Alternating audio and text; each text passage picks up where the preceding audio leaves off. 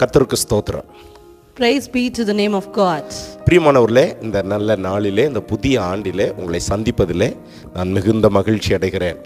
Beloved children of God, even in this new year, to see you, I really feel very glad.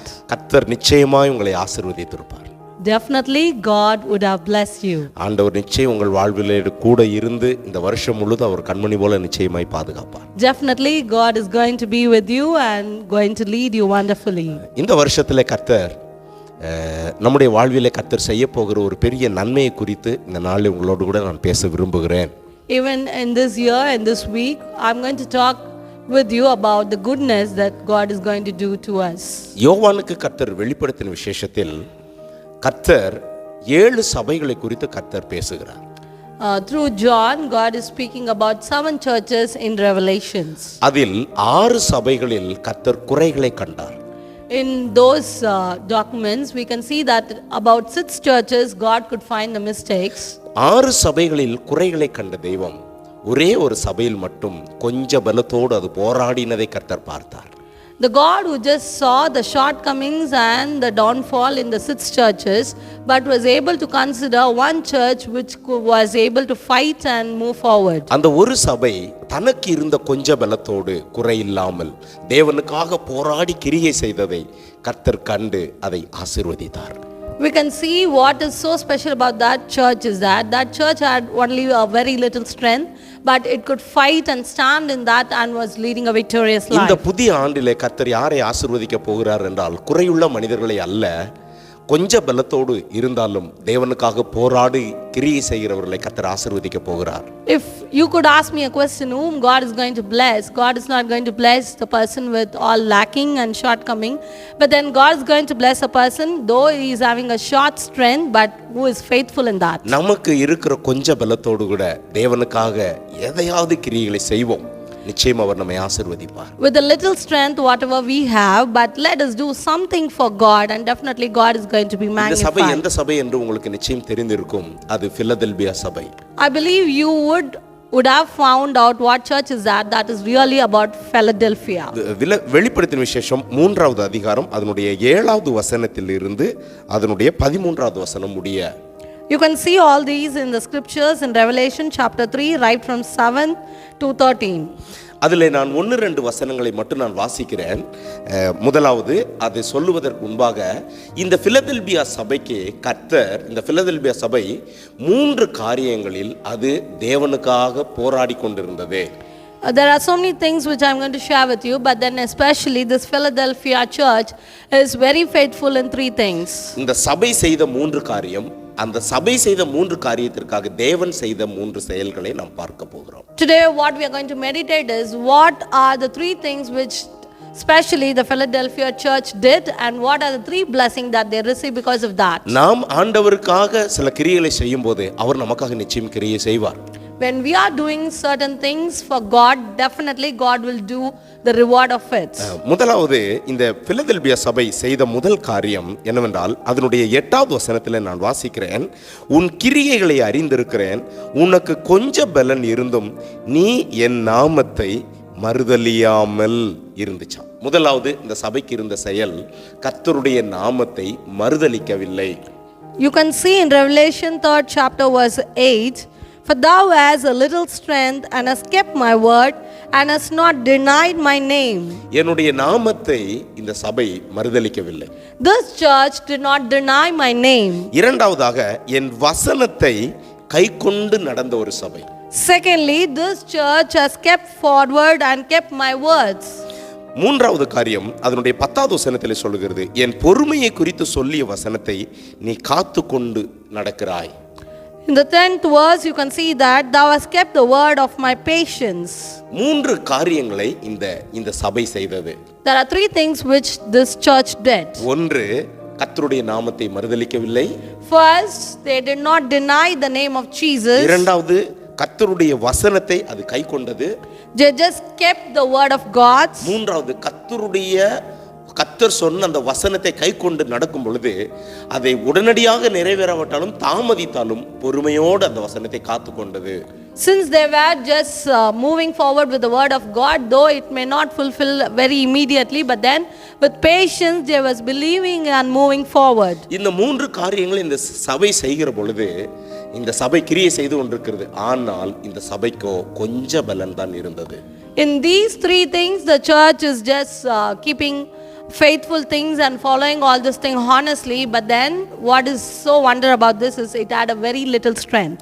கொஞ்ச பலத்தோடு கர்த்தருடைய நாமத்தை மறுதலிக்கவில்லை. With a little strength, they did not deny the name of God. கொஞ்ச பலத்தோடு கூட கர்த்தருடைய வசனத்தை காத்துக்கொண்டது. With a little strength, they just kept the word of God. கொஞ்ச பலத்தோடு கூட கர்த்தருக்காக பொறுமையோடு காத்திருக்கு. With a little strength, they kept the word of God with patience. பிரியமானவர்களே, பல நேரத்தில் நம்முடைய வாழ்விலே நமக்கு இல்லாத ஒரு பலனை தான் நாம் யோசித்துக் கொண்டிருப்போம். At many occasions, even in our life, we used to think about what we don't have, even in terms of strength. மற்றவர்களோடு கூட நாம் ஒப்பிட்டு நாம் சோர்ந்து போகிறது உண்டு. At times, we even compare with others and get really worried. நம்மை விட மற்றவர்கள் பணத்திலே பலசாலிகளாக இருக்கலாம். Maybe some are rich in richness. நம்மை விட அவர்கள் ஸ்தோத்திரம் பல காரியங்களிலே அவர்கள் பலசாலிகளாக இருக்கலாம். Maybe in many things they may be very strengthful in many things. சரீர பிரகாரமாய் அவர்கள் பலசாலிகளாக இருக்கலாம். Maybe in the bodily way. பேச்சிலே பலத்தவர்களாக இருக்கலாம். In their speech. செயல்களிலே பலத்தவர்களாக in their actions. அவருடைய படிப்பிலே அவர்கள் பலத்தவர்களாக in their education. எந்த இடத்தில் அவர்கள் பலத்தவர்களாக இருந்தாலும் பிரியமானவர்களே, நாம் அவர்களோடு கூட நம்மை ஒப்பிட்டு பார்க்க கூடாது. Maybe whatever be the instant that they are more strength and powerful than us, but we should not compare. Philadelphia சபை மற்றவர்களோடு கூட தன்னை ஒப்பிட்டு பார்க்கவில்லை. தனக்கு இருந்த கொஞ்ச பலத்தை மட்டும் அது கண்டு தேவனுக்காக அது போராடி கொண்டிருந்தது. Philadelphia church did not compare with other churches, but whatever strength it had, it was very faithful in that. இதை கேட்டுக்கொண்டிருக்கிற தேவ பிள்ளைகளே, உங்களுக்கு இருக்கிற கொஞ்ச பலத்தோடு கூட தேவனுக்காக கிரியை செய்யுங்கள். Beloved children of God, with what strength you have, just do something for God. ஒருவேளை மற்ற சபைகளை விட உங்களுடைய சபைகளில் இதை கேட்டுக்கொண்டிருக்கிற தேவ பிள்ளைகளுடைய சபைகளில் கொஞ்சம் விசுவாசிகள் இருக்கலாம். பரவாயில்ல, போராடுங்கள், கிரியை செய்யுங்கள். Maybe the child of God who is just listening to all these words, maybe in your church you might have little or less believers, but not a problem, just fight the battle. மற்ற ஊழியக்காரர்களை போல உங்களால் ஊழியம் செய்ய முடியாவிட்டாலும் உங்களுக்கு இருக்கிற கொஞ்ச பலத்தோடு கூட தேவனுக்காக கிரியை செய்யுங்கள். Maybe you may not do the ministry of God like others, but then whatever strength you have, do with that. மற்றவர்களுக்கு இருக்கிற பணத்தை பற்றி நீங்கள் கவலைப்பட வேண்டாம். உங்களுக்கு இருக்கிற கொஞ்சத்தை வைத்து தேவனுக்காக உண்மையாக ஓடுங்கள். Don't care about the richness what others are having, but whatever little thing that you have, be faithful in that and run. Philadelphia சபைக்கிட்ட இருந்த கொஞ்சத்தை வைத்து அது தேவனுக்காக கர்த்தருடைய நாமத்தை மறுதலியாமல் வசனத்தை கைக்கொண்டு பொறுமையோடு ஓடுகிற பொழுது கர்த்தர் இந்த சபைக்கு 3 மிக முக்கியமான அற்புதங்களை தேவன் செய்கிறார். This Philadelphia church is having only little strength, but then kept the word of God and patiently waited for it and did not deny his name. Let's see what is the blessing that this church received. கர்த்தர் செய்த 3 காரியங்களில் ஒன்று, திறந்த வாசலை கர்த்தர் இந்த சபைக்கு முன்பாக வைத்து அதை ஒருவனும் பூட்ட முடியாதபடி செய்தார். The 3 things which God did for this church is God just gave them an open door and nobody could shut it. பாருங்களேன், கொஞ்ச பலத்தோடு போராடின இந்த சபைக்கு கர்த்தர் ஒரு திறந்த வாசலை வைத்து அதை ஒருவனும் பூட்ட முடியாதபடிக்கு கர்த்தர் செய்தார். Since the church with a little strength was very faithful in that, so that's why God just opened an open door for them. இரண்டாவது காரியம், இந்த சபைக்கு கர்த்தர் செய்த இரண்டாவது காரியம் 9வது வசனத்திலே நாம் வாசிக்கிறோம்.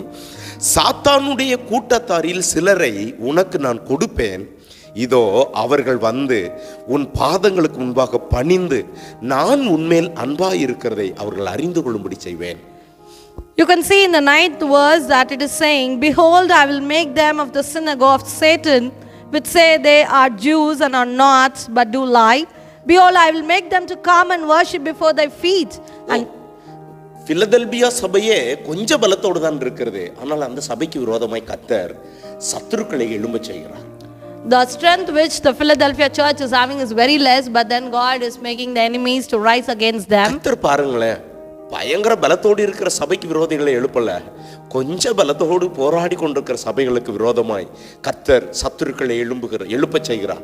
Maybe from this we can understand, to a church which is having full strength, the enemies were not raised, but then a church with less strength, the enemies were arising. கர்த்தர் இந்த சபைக்கு விரோதமாய் சத்துருக்களை எழுப்புவதற்கு ஒரு மிக முக்கியமான காரியம் என்னென்றால், இந்த வசனம் சொல்லுது, இதோ அவர்கள் வந்து உன் பாதங்களுக்கு முன்பாக பணிந்து நான் உன்மேல் அன்பாய் இருக்கிறதை அவர்கள் அறிந்து கொள்ளும்படி செய்வேன் என்றார்.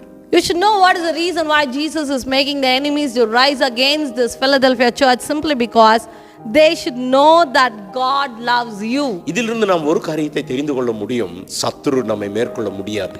We can definitely know one thing from this: definitely the Satan cannot overcome us. நமக்கிட்ட இருக்கிறது கொஞ்சம் பலம்தான், ஆனால் அந்த கொஞ்ச பலத்தையும் சத்துருவால் மேற்கொள்ள முடியாது. Maybe we have very little strength, but definitely Satan cannot overthrow that. எனக்கு பிரியமான கர்த்தருடைய பிள்ளைகளை இதை கேட்டுக்கொண்டிருக்கிறவர்களே, உங்களுக்கு கொஞ்சம் பலன் இருந்தாலும் சத்துருக்கள் எழும்பி நிற்கிறார்களா? நீங்கள் கவலைப்பட வேண்டாம். உங்கள் கொஞ்ச பலத்தோடு கூட தேவனுக்காக நீங்கள் கிரியை செய்யுங்கள். அந்த சத்துருக்கள் உங்கள் பாதங்களுக்கு கீழாக வந்து பணிவார்கள். Beloved children of God, maybe you have very less strength, but don't fear because enemies are rising against you. But then definitely God will make them under your feet and they will know that God loves you. கானானை சுற்றி பார்க்க போனவர்கள் சொன்னார்கள், அவர்கள் பலசாலிகள், நாங்களோ பலவீனர்கள். The people who just went to spy the Canaan, they just say they are more powerful than us. ஆனால் இந்த பலவீனர்களை வைத்துதான் அந்த பலவான்களை கர்த்தர் ஜெயித்தார்.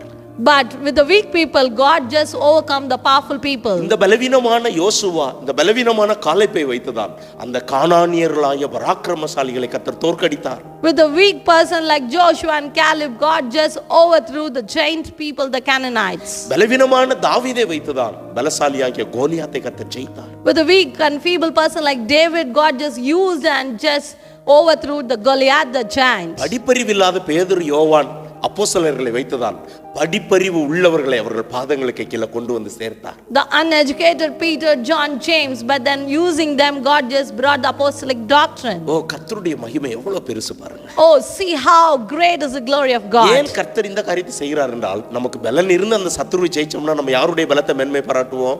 நம்முடைய சொந்த பலத்தை நாம் மேன்மை பாராட்டி இருப்போம். Why God is doing all this thing is simply because if we have full strength and we overcome that, we simply say it is because of me. ஆனால் நமக்கு பலன் இல்லாத நேரத்தில் அந்த சத்துருவை ஜெயிக்கும் போது நிச்சயம் நாம் யாரை தான் மகிமைப்படுத்த முடியும்? அப்பா இயேசுவை தான் நம்ம மகிமைப்படுத்த முடியும். Maybe at a situation where we don't have any strength, but then we are able to overcome, then we can simply say that it is simply because of God's power. எனவே இந்த சின்ன சபைக்கு விரோதமாய் எழும்பின அந்த சத்துருக்களை கர்த்தர் முறியடித்து அந்த சபைக்கு கீழே பாதங்களுக்கு கீழே கொண்டு வந்து அந்த அந்த அந்த சத்துருக்கள்கிட்ட சொல்றாரு, நான் இந்த சபையின் மேல அன்பாய் இருக்கிறேன் என்றார். Simply the enemies which just arose against the small church, the Philadelphia, but God made them to come under their feet and worship and to say to them that I love இந்த them. பலனுள்ள சபையை நான் நேசிக்கிறேன் என்கிறார். God simply says, I just love the church who is having the less strength. இதை கேட்டுக்கொண்டிருக்கிற தேவ பிள்ளைகளே, உங்களுக்கு இருக்கிற கொஞ்ச பலத்தோடு கூட போராடுங்கள். கர்த்தர் சொல்லுகிறார், நான் உன்னை நேசிக்கிறேன். The beloved children of God who is just listening to all these words, with whatever little strength you have, but then fight the battle. Simply God is saying, I'll just love you. மற்றவர்களைப் போல என்னால் ஜெபிக்க முடியவில்லை, மற்றவர்களைப் போல என்னால் வேதம் வாசிக்க முடியவில்லை, ஆனால் கர்த்தர் உங்களை நேசிக்கிறார். Maybe you are unable to read the Bible like others, pray like others, but then God loves you. ஆனால் கொஞ்சமாவது ஜெபியுங்கள், கொஞ்சமாவது தேவனுடைய வசனத்தை வாசியுங்கள், கர்த்தருக்காக போராடுங்கள். கர்த்தர் ஒருவனும் பூட்ட முடியாதபடிக்கு திறந்து உங்களுக்கு அற்புதம் செய்ய அவர் வல்லவராய் இருக்கிறார். But still with whatever little strength you have, at least little bit you read the Bible, little bit you pray, definitely God will open the doors. மூன்றாவது, இந்த சபைக்கு தேவன் செய்த மூன்றாவது காரியத்தை அதனுடைய 10வது வசனத்திலே நாம் வாசிக்கிறோம். பூமியில் குடியிருக்கிறவர்களை சோதிக்கும்படியாக பூமியில் எங்கும் வரப்போகிற ஒரு சோதனை காலம் உண்டு. அந்த சோதனை காலத்தில் பூமி முழுதும் சோதனை வரும். ஆனால் நானோ இந்த கொஞ்ச பலம் உள்ள, இந்த கொஞ்சத்தில் உண்மையாய் இருக்கிற இந்த சபையை நான் தப்புவித்து காப்பாற்றுவேன் என்கிறார். We can read from the 10th verse that I also will keep thee from the hour of temptation which will come upon all the world to try them that dwell upon the earth. But then I will protect you. பூமி முழுவதும் ஒரு பிரச்சனை வருகிற பொழுது இந்த கொஞ்சம் இருக்கிற அந்த சபையை கர்த்தர் காப்பாற்றுகிறார். If there arise a difficulty or temptation to the entire world, but then who is having little strength but faithful, God is able to protect them. பூமி முழுவதும் வரப்போகிற அந்த சோதனை காலத்திற்கு கர்த்தர் இந்த கொஞ்ச பலனுள்ள சபையை கர்த்தர் காப்பாற்றுகிறார். For the temptation which is going to come upon the entire world or the earth, but God is able to protect the one who is having the little strength and faithful. கர்த்தருடைய வசனத்தை பிடித்துக்கொண்டு பொறுமையோடு ஓடின அந்த சபையை சோதனை காலத்திற்கு கர்த்தர் தப்புவித்து காப்பாற்றுகிறார். The one who just hold the word of God and run the race with patience, God just protected them at the temptation. இதை கேட்டுக்கொண்டிருக்கிற தேவ பிள்ளைகளே, பொறுமையோடு கர்த்தருடைய வசனத்தை பிடித்து கொண்டு ஓடுங்கள். உங்களுக்கு கர்த்தர் வரப்போகிற எல்லா சோதனைகளிலும் கர்த்தர் நிச்சயமாய் உங்களை காப்பாற்றுவார். Beloved children of God who is just listening to all these words, with patience, just hold on the word of God and run. Definitely God will protect you. இந்த புதிய ஆண்டிலே பூமி முழுவதும் எத்தனை சோதனைகள் வந்தாலும் உங்களை காக்கும்படிக்கு ஒரு நல்ல நேசர் உங்கள் அருகிலே உண்டு. In this new year, whatever be the difficulties and the problem that is arising in the entire earth, but God is faithful to preserve you. எந்த சூழ்நிலை வந்தாலும் உங்களை காப்பாற்ற அவர் உண்மையுள்ளவராக தான் இருக்கிறார். Whatever be the situation, God is faithful to save you. கர்த்தருக்காக கொஞ்ச பலத்தோடு போராடினவர்களை கர்த்தர் காப்பாற்றினார். God is able to save the person with less strength, but then fight the battle of God. கொஞ்சம் விசுவாசத்தோடு போராடின ஒரு பெண்ணை கர்த்தர் காப்பாற்றினார். God just saved a woman with less faith. கர்த்தர் ஸ்தோத்திரம் கொஞ்சம் உணவோடு கொஞ்சம் அப்பமும் தண்ணீரோடும் போராடின விதவையை கர்த்தர் காப்பாற்றினார். God saved the widow who just have little meal and water to drink and live. கொஞ்சத்துல உண்மையாய் இருந்த மனிதர்களை கர்த்தர் காப்பாற்றினார். Those who are faithful in little things, God just protected them. ஆபிரகாமை கர்த்தர் அழைக்கும் பொழுது அவனுக்குள் கொஞ்சம் விசுவாசம் தான் இருந்துச்சு. ஆனால் கர்த்தர் அவனை போஷித்து காப்பாற்றினார். When God just called Abraham, he just had very little strength and faith, but then God just preserved him and provided him. இதை கேட்டுக்கொண்டிருக்கிற தேவ பிள்ளைகளே, நீங்கள் கொஞ்சமா இருந்தாலும், சபை சிறியதா இருந்தாலும், உங்கள் விசுவாசம் சிறியதா இருந்தாலும், கர்த்தருக்காக போராடி கர்த்தருக்காக கிரியை செய்யுங்கள். அவர் உங்களை நேசித்து உங்களை காப்பாற்ற வல்லவர். Beloved children of God, you may be very less in number or in your church, whatever it is, but then be faithful with the little strength what you have and fight the battle. Definitely God will preserve you. எதை குறித்தும் கலங்க வேண்டாம். கர்த்தர் உங்கள் பட்சத்திலே இருக்கிறார். Kindly don't tremble about anything. God is near you. இந்த கொஞ்ச பலத்தோடு இருக்கிற இந்த சபை கதவை திறக்கவே முடியாத சூழ்நிலையில் இருந்தா கூட கர்த்தர் அந்த சபைக்காக ஒரு திறந்த வாசலை வைத்து இனிமேல் ஒருவனும் கூட வந்து அந்த கதவை பூட்ட முடியாதபடிக்கு கர்த்தர் இறங்கி கிரியை செய்கிறார் என்றால் காரணம் ஒன்றே ஒன்றுதான், கொஞ்ச பலத்தில் அது உண்மையா இருந்துச்சு. Why God just did a great thing for the church of Philadelphia is simply because though they really had only very less strength, but then their doors were closed, but they were faithful, hence God just opened the door. இந்த வருஷத்துல ஒரு தீர்மானம் நீங்க எடுங்க, நான் கொஞ்சத்திலேயாவது உண்மையா இருப்பேன். Just make a pledge in this year that at least in little thing I will be faithful. கொஞ்ச நேரமாவது நான் உண்மையா ஜெபம் பண்ணுவேன். At least for a little while I will really pray to God. கொஞ்ச நேரமாவது உண்மையா கர்த்தருடைய வசனத்தை வாசிப்பேன். With faithful heart I will read the word of God. கொஞ்ச நேரமாவது நான் உண்மையா ஆண்டவரை துதிப்பேன். Maybe a little time at least I will truly pray my God. எனக்கு கொடுத்த கொஞ்சத்திலேயாவது நான் ஆண்டவருக்கு உண்மையா இருப்பேன். Maybe the little things that I receive I'll be faithful to எனக்கு God. கர்த்தர் கொடுக்கிற வருமானத்துல நான் உண்மையா இருப்பேன்.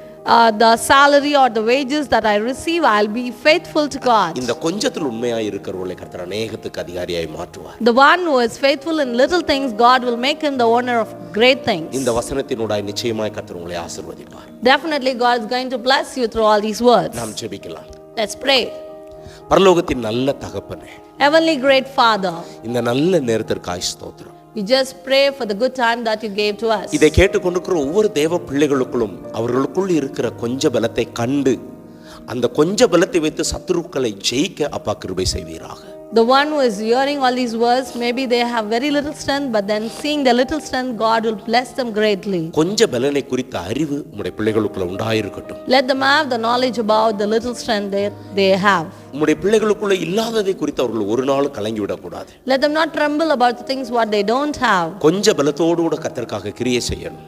Let them just do the actions for God with the little strength that they have. கர்த்தர் ஒவ்வொரு பிள்ளைகளையும் ஆசீர்வதிப்பீராக. Let God bless every single person. ஒவ்வொரு பிள்ளைகள் மேலும் உம்முடைய கிருபை இருந்து நடத்தட்டும். Let your grace be upon every single person. ஜெபத்தை கேட்டதற்காக ஸ்தோத்திரம். Thank you for God for hearkening to the prayers. இயேசு கிறிஸ்துவின் வல்லமையுள்ள நாமத்தில் ஜெபிக்கிறோம் நல்ல பிதாவே. We ask in and through the powerful name of Jesus Christ. Amen. ஆமென் ஆமென். கர்த்தர் உங்களை ஆசீர்வதிப்பாராக.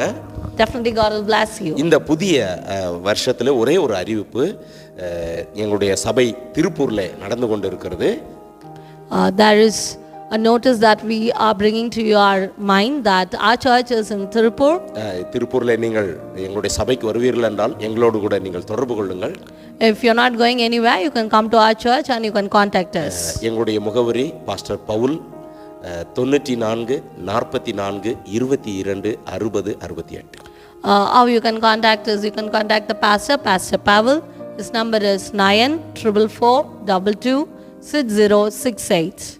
கர்த்தர் தாமே உங்களை ஆசீர்வதிப்பார். Definitely God is going to bless you. Amen.